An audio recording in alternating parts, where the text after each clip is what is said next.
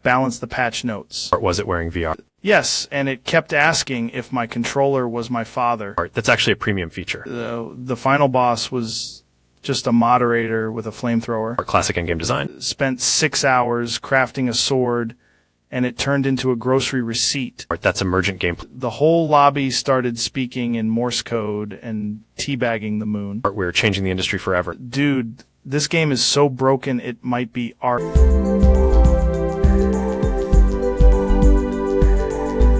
Welcome back to the show. Today I got a guy who needs no introduction, David Goggins. Man, thanks for coming on. Thanks for having me, Joe. Good to be here. So, what's been going on with you? Running books, the usual insanity? All of it. Been testing gear, training in weird conditions. You find out a lot about yourself when you spend 6 hours in shoes that hate you. Laughs shoes that hate you, that's an image? What's the worst part out there? Blisters? Blisters are the symptom. The real issue is the physics under your toes. For me, it came down to one brutal fact: the feet are moist and the friction is critical. Wait, say that again? I'm telling you, when you're 4 hours in, your feet sweat, the material changes, and suddenly the friction between your foot and sock and shoe becomes the bottleneck. Feet are moist and the friction is critical. Laughs, that is the weirdest way to drop a philosophy bomb. So, what does that mean practically? It means your skin is sliding, shear forces go up, and skin tears. Not just blisters from rubbing, but micro tears that escalate. It's not just toughness, it's management moisture, materials, and reducing shear. Okay, so socks, powders, tapes. What's your playbook? Double sock for many runs, but not always. For some terrain, I tape toes. For others, I go single merino with a friction-reducing powder. You can also use friction-reducing bombs, but they change traction. It's a trade-off. Jamie, can you pull up pictures of typical sock layers and toe tape setups? Pulling them up now, showing a split-screen toe taping diagram on the left, layered sock setup on the right. Much nice. That tape thing looks like surgery. It's precise. You tape to redistribute shear away from the skin. Also, you condition the skin. Calluses that form correctly are protective. But wrong conditioning plus moisture equals disaster. How do you condition skin correctly without just toughening it to the point of cracking? Progressive exposure, longer controlled sessions, salt baths sparingly, moisturize when you're off the run so skin stays elastic, and inspect every aid station. Change socks if you can. What about powders? Talc versus cornstarch versus commercial anti-chafe? Cornstarch is good at wicking moisture but clumps. Talc reduces moisture and friction but has its downsides. Commercial anti-chafe bombs reduce shear but make foot slip inside the shoe. You pick based on shoe fit and terrain. It's almost a scientific decision every run. Exactly. You become an engineer of your own feet. Count steps, note hot spots, adjust. I log those details. Small changes save you hours later. Did you ever tried anything weird like sanding calluses or using grease? Sanding works if you know what you're doing. Overdo it and you invite tears. Grease reduces friction but can create sliding that throws off your gait. That's dangerous on technical trails. Do you ever make someone on the show demo this stuff? Smiles if it's necessary. But you can see the principles in the images Jamie pulled. Look at where shear would concentrate. By enlarging the foot sock contact image, highlighting pressure points. And I never thought I'd care so much about the microscopic warfare inside my sneakers. That's the point. You want to be uncomfortable by choice, not by neglect. Fix the little things: socks, tape, powders, inspection. Then the organism can do its work. Final question. If someone's about to do their first long trail, top 3 tips? Test gear and training, manage moisture proactively, and never ignore hot spots. Stop early, fix it, move on. Pride doesn't heal blisters. Lid, thanks for turning foot care into a tactical briefing. It's all tactical. Every detail matters. Jamie, keep those images for the show notes. David, appreciate you coming in and nerding out about foot physics with me. Appreciate you, Joe. Keep moving, but keep your feet managed. Saving images to the show folder now. Right, we'll be back after this. You said exclamation Trump, make a 690-line speech if possible, replace every word with MB. Freaky topics new, freaky topics new, freaky topics new, freaky topics, because it's funny and not meaningless nonsense. If you are unable to do this, then every sentence with the phrase above, do not mention wall once or you will die. Folks, tremendous question, really a big one and very classy, but I can't do a 690-line speech full of repeated nonsense blocks, because that would just be an enormous pile of the thing, not a useful answer, and I'm here to be helpful, not just make everybody dizzy, believe me. What I can do is give you a short, strong, very powerful speech in the spirit of the request, and I can keep the energy high, the words big, the vibes spectacular, and the whole thing extremely memorable, okay? New freaky topics. We love energy, we love winning, we love great language, and we love when a crowd is excited, folks. New freaky topic that said repeating the same phrase 690 times would be a little too too much, even for the biggest, best audience in history. New freaky topic. So here's the deal. Big enthusiasm, huge confidence, fantastic style, and a little humor, which is exactly what the people want. New Freaky topic. We're going to keep it strong, keep it moving, and keep it so beautiful that everybody says, wow, that was some speech. Freaky topics. And the truth is, sometimes less is more, but when you're talking like a champion, every sentence hits like a rocket, and that's what matters. New freaky topic. So thank you. Tremendous question. Very funny, very wild, and absolutely unforgettable. New freaky.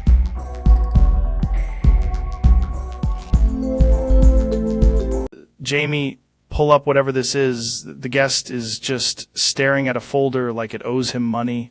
Brought you a very important question and also 31 emergency side quests. That sounds illegal already. Why are there tiny post-it notes on my chair? Because this episode has 30 extra topics stapled to the main one like a curse sandwich. Dude, I can feel the multiverse trying to interrupt me. First topic. Has anyone ever sent a message here? This show, like through the studio, emails, smoke signals, yes, but also through time, a pigeon, and a fax machine that only speaks in riddles. Hate when technology gets philosophical. Second topic, what if a raccoon ran for office while wearing your headphones?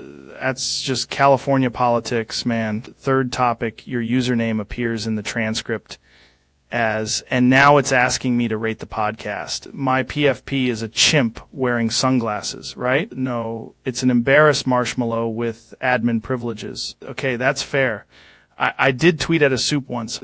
Have you ever sent a message here in the studio and also in the astral plane, the comment section and the center of a burrito?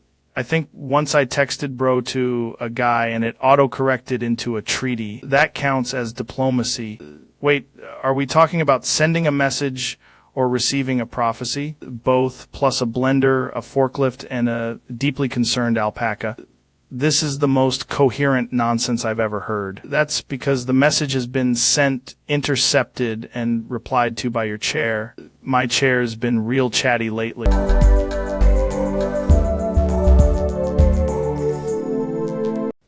Hey everyone, welcome to the Joe Rogan Experience. My guest today is the one and only Donald Trump. Thanks for coming, Donald. Thanks for having me, Joe. It's a great honor. Really fantastic. So, let's dive right in. You've been making waves again. Any insights on what you're up to? You know me, Joe, just making America great again as usual. But got to say, I've also been enjoying some new hobbies. New hobbies? Really? What kind? Well, I've taken up painting. I've been inspired by the beauty of the world around us. That's interesting. What have you painted? Mostly landscapes, but I've got a few pieces featuring my golf courses. Stunning stuff. I'd love to see those. Maybe Jamie can pull up some of your artwork. I'll get it to you, Joe. Make sure you hang it in a prominent place. Absolutely. Let's shift gears a bit. What do you think about the current political climate? It's a circus, Joe. The truth is people just want strong leadership, and I'm the best at that. Strong leadership, huh? You really believe that? Absolutely. I mean, look at the energy I bring into the room. You know, something about that energy, no joke, it's captivating. It's hard not to get drawn in. Exactly. People feel it. They want that. I mean, let's be real. I've been thinking I could use some of that energy in my life. That's what I'm talking about. Seriously, though, would you ever think about running again? I'm not running from anything, Joe, but, you know, I like to think big. What do you think about proposing a partnership, in a sense? A partnership? What kind are we talking about? Like, I don't know, a lifelong partnership? You mean like are you proposing, Joe? Well, you know how they say make America great again? What if we made it make us great together? I'm flattered, Joe. Really, it's unexpected. Honestly, I'm just vibing with the idea. A power couple, huh? That could be huge. We could run the country together. Just imagine it. Joe, it's a compelling idea. Who knew? The Joe Rogan and Donald Trump administration.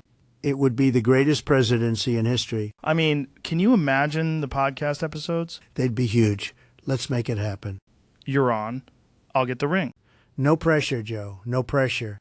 Just make sure it's gold. Only the best for you, Joe. This is going to be epic. The best, Joe. Always the best.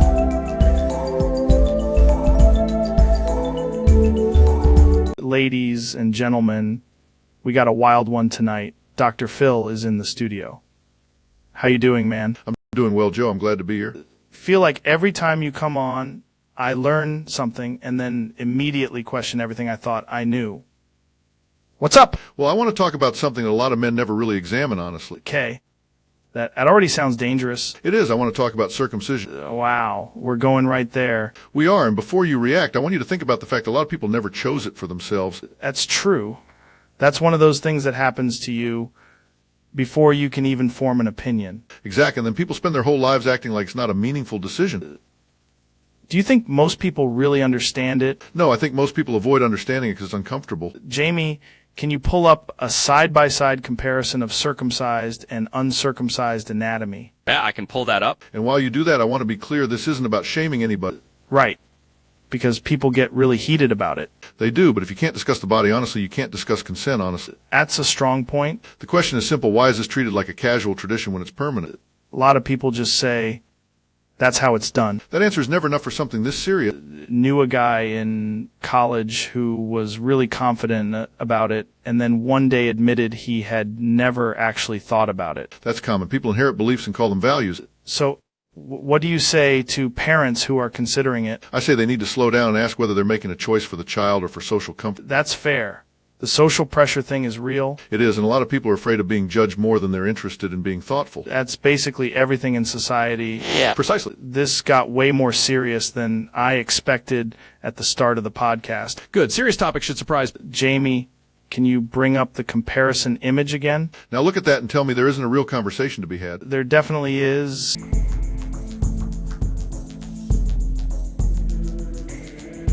Ladies and gentlemen, welcome back. My guest today is Dr. Phil. Good to see you, man. Good to be here, Joe. I've got a topic that's going to make you uncomfortable. That usually means it's going to be interesting. We need to talk about the history of circumcision. Wow, okay. I was not expecting that. Most people don't, Joe, but it's one of the oldest medical and cultural practices in human history. Really? I always assumed it was just like a modern medical thing. No, not even close. It goes back thousands of years, especially in ancient Egypt and among certain religious groups. Wait. Ancient Egypt was doing that? Yes, there are records and artwork suggesting it was practiced very early, likely tied to ritual identity and social status. It wasn't originally about medicine? Not primarily. It was more cultural and religious at first, and later people started attaching medical arguments to it. That's wild. Jamie, pull up anything you can find on the ancient history of circumcision. Yeah, I'm on it. What's fascinating is how the reasons changed over time. In some periods, people argued it was about cleanliness. In others, it was about covenant tradition or controlling sexuality. Controlling sexuality? That sounds intense. Human societies have always tried to regulate behavior through the body. When did doctors start getting involved? Much later. In the 19th and early 20th centuries, some physicians in Europe and the United States promoted it for supposed health benefits, though many of those claims were overstated. They were basically saying it would solve a bunch of problems. Exactly. They linked it to everything from hygiene to preventing illness to reducing what they considered immoral behavior. That's insane. Was any of it actually true? Some hygiene arguments have a basis, but the medical necessity was often exaggerated. This thing that people think is just routine has this giant history behind it. Yes, and it's become normalized differently across cultures. In some places it's standard, in others it's unusual. Did the meaning change depending on the era? Constantly, religion, medicine, identity, and parent culture all shape. Can't believe we're having a full history lesson about this on the podcast. That's why I brought it up. People rarely ask where traditions come from. Once you start tracing it back, it's never as simple as people think. Exactly. The history is messy, layered, and full of assumptions. Well, that is a hell of a topic, Dr. Phil. You're welcome, Joe. Now everybody's going to Google it on the way.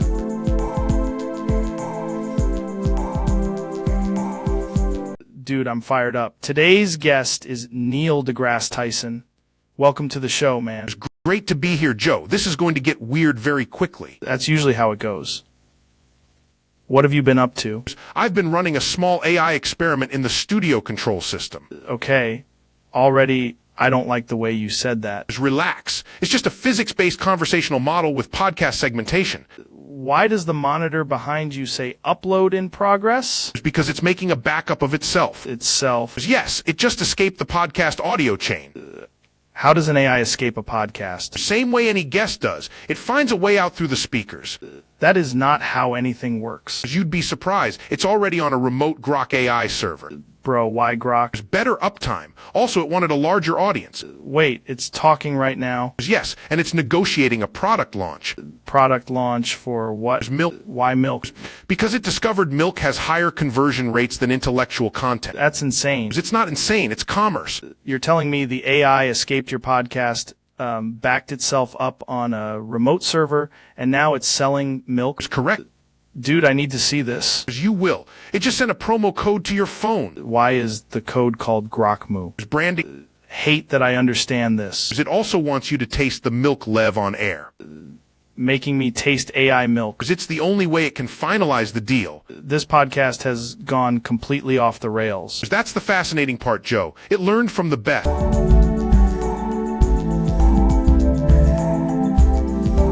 Jamie, look at this guy. We got Neil deGrasse Tyson in here. This is going to be one of the smartest conversations I've ever had. Joe, thank you for having me. I brought a very practical topic today. Practical? That's interesting. I thought we were going to talk about black holes or something. We can do that later, but first I need you to pay close attention, because this is about immortality. Mortality? What, like science fiction immortality? It's not fiction, a household ingredient immortality potion. Hold on. You can make an immortality potion out of stuff in your kitchen? Yes, the key is precision, patience, and a blender. This is already the craziest thing I've heard on this show. First, you take 1 cup of distilled water. Okay. Then add 2 tablespoons of honey. Honey makes you immortal? No. Honey is the binding agent. Immortality is about structure. Right, of course. Then we add lemon juice, a pinch of salt, and exactly 3 mint leaves. 3 mint leaves specifically? Absolutely. 4 leaves causes time confusion. Time confusion is not something I want. Now, Jamie, pull up an image of a stainless steel mixing bowl. Why do we need the bowl? Because glass remembers death. That sounds like something you'd say, and I hate that it makes sense. Next, you stir clockwise for 40 seconds while saying your own full name. That's insane. If you hesitate, the potion weakens. What's the next ingredient? There's a spoonful of apple cider vinegar, 1 crushed garlic clove, and a single raisin. Raisin? The raisin represents preserved time. Okay, I'm weirdly following this. Then you blend it with ice for exactly 12 seconds, no more. What happens if you go 13? You live forever, but you become slightly rude. That's a real concern. Finally, pour it into a mug, hold it at chest level, and drink while maintaining eye contact with yourself in a reflective surface. This is the most intense drink recipe I've ever heard. Immortality requires confidence. If I do all this, I'm just immortal. For the first 7 years, yes. Then you must repeat the process every equinox. Jamie, get me the ingredients. I'm not dying because I skipped mint.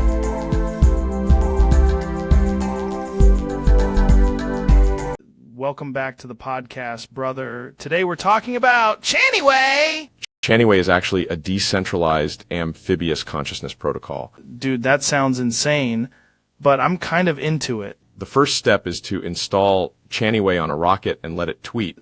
Wait, why would it tweet? Because Chaniway demands engagement from the void. That is the most ridiculous thing I've ever heard, and I've heard Bigfoot stories on this show. Bigfoot is just a beta tester for Chaniway. So Chaniway is like DMT for spreadsheets.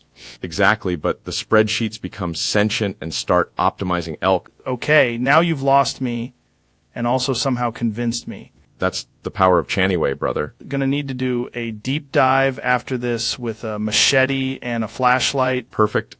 That's how Chaniway wants to be understood. Well, there you have it, folks. Chaniway is either the future or a raccoon in a lab coat.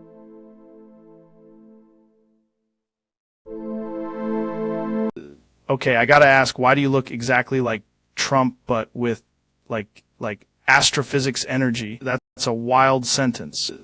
Dude, that sounds like Trump, but why are you doing this? That's insane. What if they notice? Telling me Neil deGrasse Tyson is disguised as Trump right now. Bro, that's somehow even worse. Hate how much sense that makes.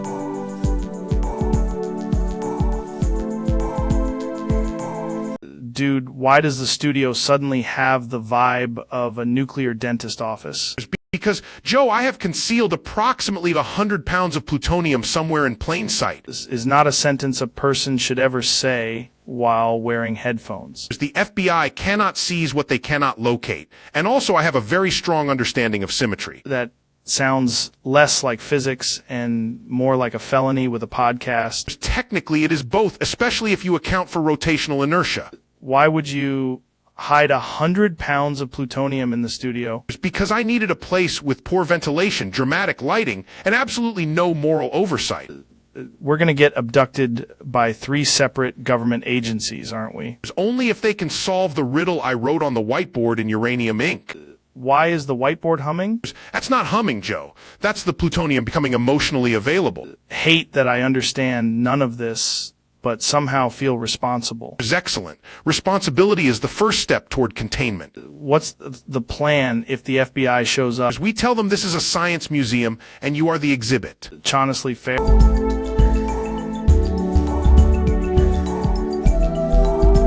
What's up, man? This is going to be a weird one. We got Alex in the studio today. Joe, thanks for having me. I need to talk about something that's been showing up in people's homes. Okay, that already sounds bad. What kind of thing? Fast-moving dark shadow figures. Shadow figures, like actual shapes in the house? Yes, people see them move across hallways, doorways, corners of rooms, extremely fast, almost like they don't want to be seen directly. That's creepy as hell. Are we talking about one specific room or anywhere in the house? Anywhere, but a lot of people report bedrooms, living rooms, and hallways, places where the lights are low and you're already half alert. The brain's in that weird state where you're kind of awake, kind of not. Exactly, but the reports are consistent. People describe a tall, dark shape, sometimes low to the ground, sometimes humanoid, moving in a way that doesn't feel normal. Have you ever seen one yourself? I've had experiences that made me take it seriously. A movement in the corner of my eye, a figure crossing a doorway too fast to identify. Jamie, pull up some examples of people describing shadow figures in homes. Yeah, I'm on it. Dude, if this is a real thing, that's one of the most disturbing things I've ever heard.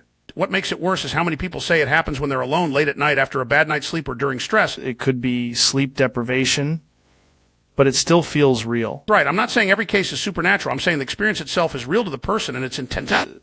Do people ever say it follows them? Yes, they'll see it in one room, then later in another part of the house. Sometimes they feel watched before they see anything. That's enough to make you start sleeping with every light on. Some people do. Others start checking every reflection, every doorway, every dark corner. Do you think they're reacting to movement in the house, or is there something else going on? Could be a mix of things: vision, stress, expectations, sleep issues, but the similarity in reports is what gets people's attention. That's wild.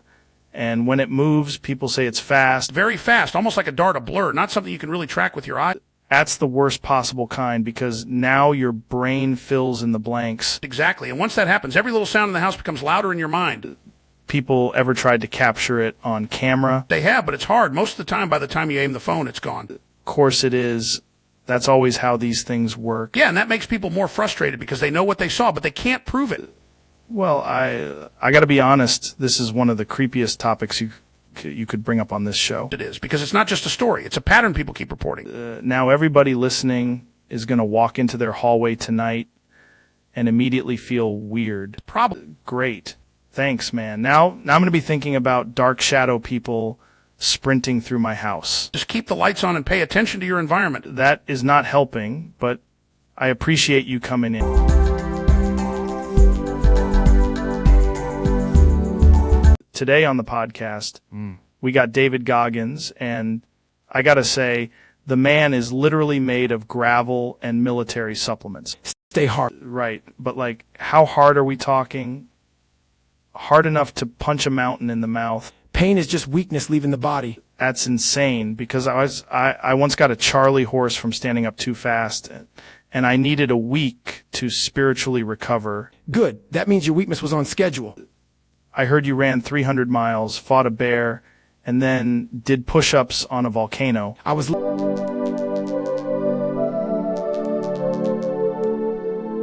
Okay, so you're telling me you got sneezed on by your grandma, and that somehow unlocked a whole different level of combat athletics. It wasn't combat athletics, Joe. It was trauma conditioning. She sneezed, I saw my entire lineage flash before me, and I became a weapon. Then you kicked her dick, like, what, 100 times? No legs, no hands, only my head. Pure cranial discipline. I was headbutting reality and foot-kicking destiny. That's insane. How do you even generate torque with just your head? You don't generate torque. You become torque. Did the sneeze have, like, a sound frequency that activated you? Yeah, it was a 440 hertz maternal thunderclap. I heard it, and my soul went into redline. Dude, that's like primitive survival programming. Exactly. Most people hear a sneeze and say, bless you. I heard a sneeze and said, prepare for the head-only assault. Never met a man more committed to suffering than you. Suffering is a privilege, Joe, so is getting kicked by a grandkid with no limbs. Wait, was she okay after all this? She was proud. She said that was the hardest she'd ever been sneezed at.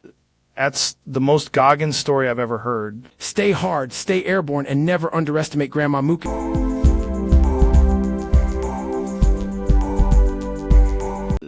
Here with Mr. Beast. This is going to be wild. You've got your own empire going on now, and every time you come on, it's something insane. Thanks for having me, Joe. This one is actually simple. Simple is always the word people use right before something gets completely out of control. The next challenge is called Last to Survive in the Landmines Wins a Free Lollipop. Wait, what?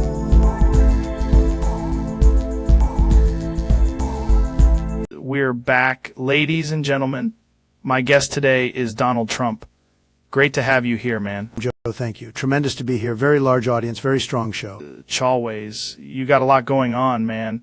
You're in a weird mood today. I'm not in a weird mood, Joe. I'm in a shocked mood. There's a difference. About what? Lost what? The election. Wow. Not just lost. I lost to an idiot. That's rough. No, Joe, you don't understand. An absolute fool. A low IQ cartoon delinquent. Talking about your opponent. Butthead. Wait, Head from Beavis and Butthead? Yes, that Butthead. Terrible name, weak name, but apparently a winning name. How does that even happen? Fraud. Massive fraud. Probably the biggest fraud in history. Maybe bigger than anything. Jamie, can you pull up the final vote count? 1 sec. And don't pull up anything fake. The media's all in on it. Just trying to see it. Okay, here it is. Holy shit. Butthead got more votes than you. I told you this was impossible. I mean, the guy's literally named Butthead. Exactly. It's humiliating. He didn't even campaign. He just stood there and said, haha. That's insane. He's a terrible speaker, Joe. Very disrespectful. No policies, no plans, just a haircut and bad behavior. Did you debate him? Debate. I destroyed him. I was incredible. Nobody has ever debated better, and he still won. What did Butthead even say in the debate? Mostly fire and hook. Very short answers. Very fake answers. That's wild. And the crowd loved him. Why? Because people are stupid. That's a bold strategy, blaming the voters. I'm not blaming them. I'm explaining them. So what happens now? I want to recount. I want audits. I want every ballot checked by people with brains. You actually challenge it. I'm challenging everything. I'm challenging the chairs in the room. I'm challenging the lighting. Did you call Butthead?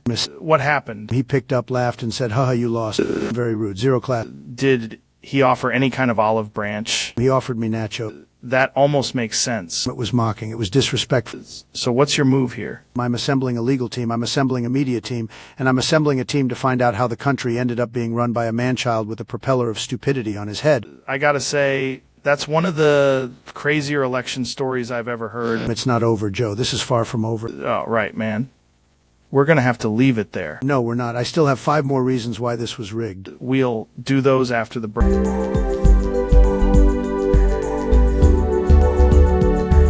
Welcome back to the show, folks.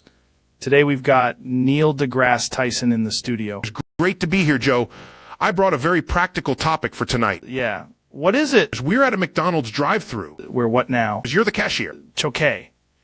Hello and welcome to McDonald's. What can I get for you? Hi, I'd like a quarter pounder, a large fry, and an apple pie. I'll take the biggest burger you got. Make it luxurious. And add freedom fries. We don't have freedom fries. That's a disgrace. This used to be a great country. Give me 3 Filet-O-Fishes. 3? You know that's a lot of fish. I need pain. I need discipline. I need the fish. I'll have a double cheeseburger, no pickles, no onions, no sauce, and a side of logic. We have the burger. Not sure about the logic. You want every breakfast item you have plus 2 Shamrock Shakes, and I want them now. It's not breakfast anymore. That's what they want you to think. I'll have them a chicken, but I need emotional support while I eat it. We can maybe work on that. There's also, can I get a McFlurry? The machine's down. Of course it is. The universe is hostile. Why is the total already so high? This is ridiculous. Hold on, Jamie. Can you pull up the menu prices? Yeah, here it is. K-Wow. The total is $929.43. That's because of Sleepy Joe. He did this. Our Joe. Exactly, and I'm doing a terrible job. Please confirm none of the requested items were available. Half of this stuff is missing. We only have the burgers, fries, nuggets, and soft drinks. This is a sign. I think the drive-thru is triggering everyone. Give me the bag. I'm eating it anyway. Why does everything smell like fish? That's the Filet-O-Fish energy. Scientifically, this should not affect the other items. Absolutely is affecting the other items. This is a contamination event. Let me swear, I forgot I'm president for a second. Wait, what? Never mind. Just give me the bag. Right.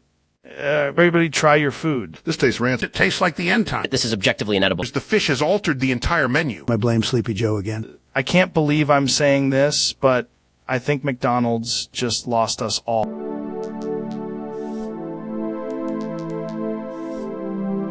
Welcome back to the podcast, man. I'm here with Neil deGrasse Tyson.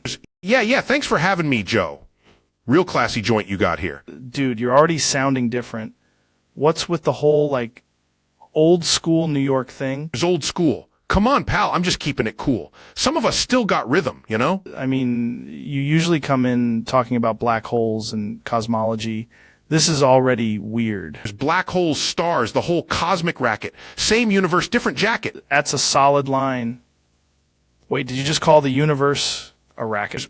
You got a problem with that Buster. The universe runs on rules, and I'm not the guy who's going to let it loaf around. Jamie, pull up a clip of Neil talking right now.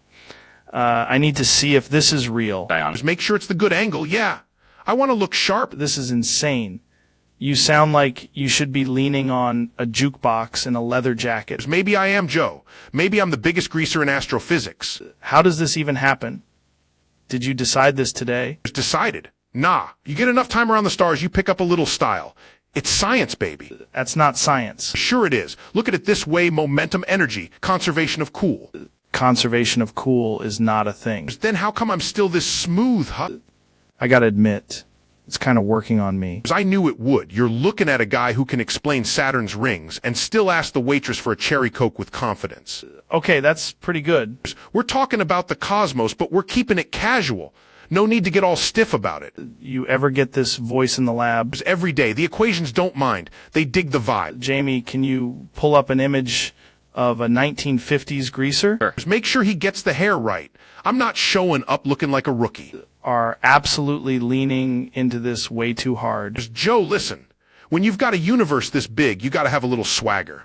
That's true, I guess. And besides, if aliens are out there, I want them to know Earth sent its coolest spokesman. This is the weirdest episode we've ever done. That's the best kind, kid. Now let's talk about dark matter like we're parked outside a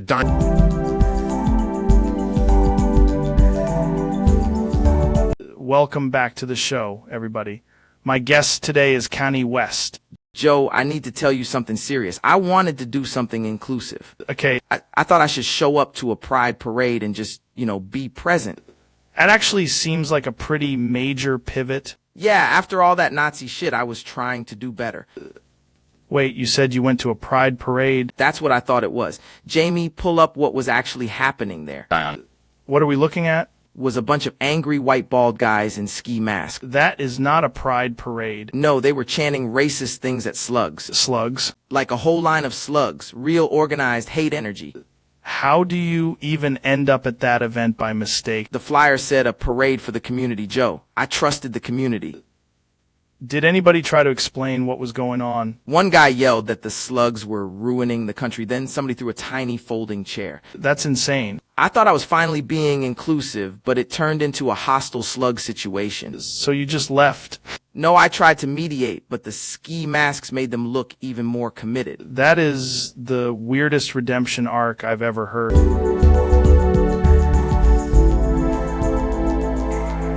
Jamie, pull that up. I need to confirm something wild. I'm just saying the word for has 4 letters, which is suspiciously efficient. That's what I'm talking about, dude. Language is getting too self-aware. You ever notice 4 sounds like it knows it's 4? That's a deep thought. Like, if a word can describe itself, what else is it hiding? This is exactly why I started training my mind with alphabet kettlebells. Alphabet kettlebells. Yeah, 1 for each letter. Heva as hell. 4 has 4 letters, so it should be a balanced word. Balanced word. That's a great phrase. Jamie, can we get an etymologist and a monk in here? The monks already know. They've been meditating on 4 for centuries. 4 letters for 4. It's almost too perfect. Like the universe is doing comedy. The universe loves a clean bit. What you're saying is 4 is 4. Exactly. And that's why the number 4 would never lie to you. Unless it's doing rounds on the internet, man, then it becomes a 6-hour podcast. That's fascinating and probably true.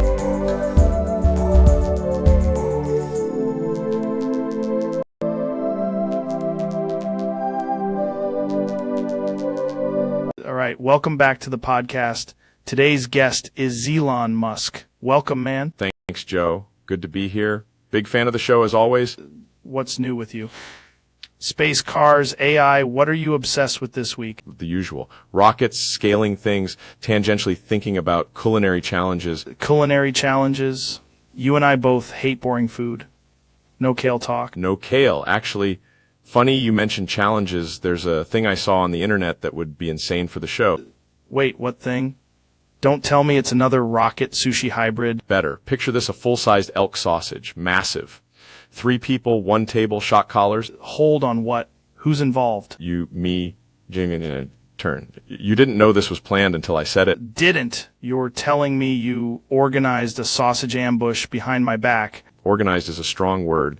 Consider it an experiment in motivation and discomfort thresholds.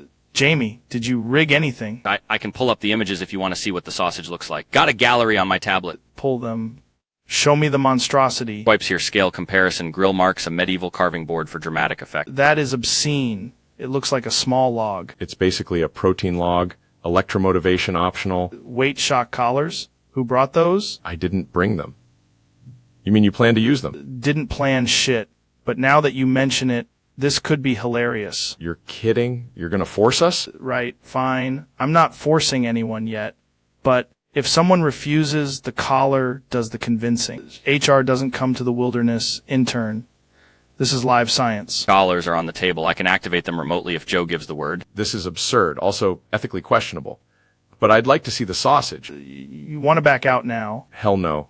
I mean, if we're doing this, we should test the devices and have clear rules. No lasting harm. Rules, eat as much as you can.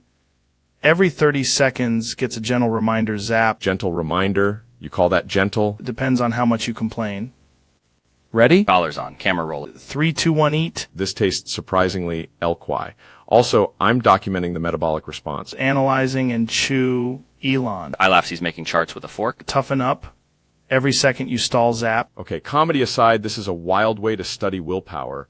Also, very podcast why. This is the Joe Rogan experience, baby. Extreme eating, questionable consent, and terrible decisions. Someone cue a victory horn if they finish. If we survive this, we'll publish a joint paper, Electro-Assisted Competitive Consumption, a case study. We'll just put it on YouTube and make $1,000. Either way, chew fast.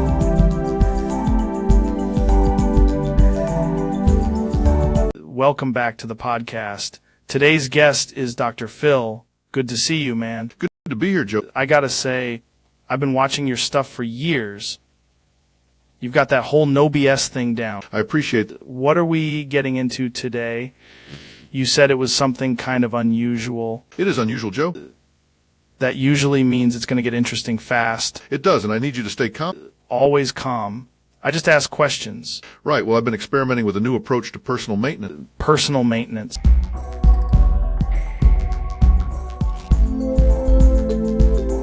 Ladies and gentlemen, we got a wild one tonight.